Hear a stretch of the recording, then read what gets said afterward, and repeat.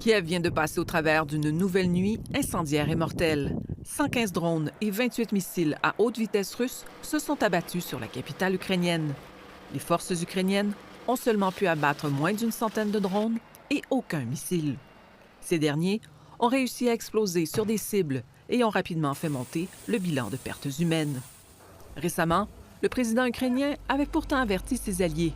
Son armée est confrontée à une pénurie critique d'armement et de munitions antibalistiques. Les intercepteurs de missiles balistiques auraient pu sauver la vie de ceux qui ont été tués aujourd'hui.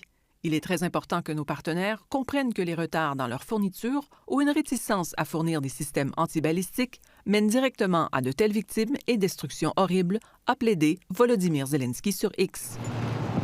De nombreuses infrastructures ont été détruites, incluant des entrepôts alimentaires que les flammes ont réduits en ruines. Selon Moscou, 7 centres logistiques et de distribution dans la capitale et les environs ont été touchés, parce que ces lieux servent aussi pour entreposer du matériel militaire et des drones. Dans la gare d'un village situé en périphérie de Kiev, 8 victimes ont été retrouvées sur le quai de départ. Des gens qui auraient manqué leur train parce que le service a dû être interrompu durant les frappes. C'est une atrocité. Je n'aurais jamais pensé que ça pouvait se passer comme ça dans notre pays, confesse cette Ukrainienne encore sous le choc.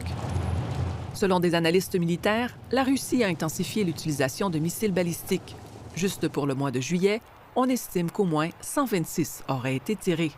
Des attaques d'envergure qui se font maintenant tous les 3-4 jours, alors que les entrepôts de distribution en ligne russe sont eux aussi la cible d'attaques ukrainiennes.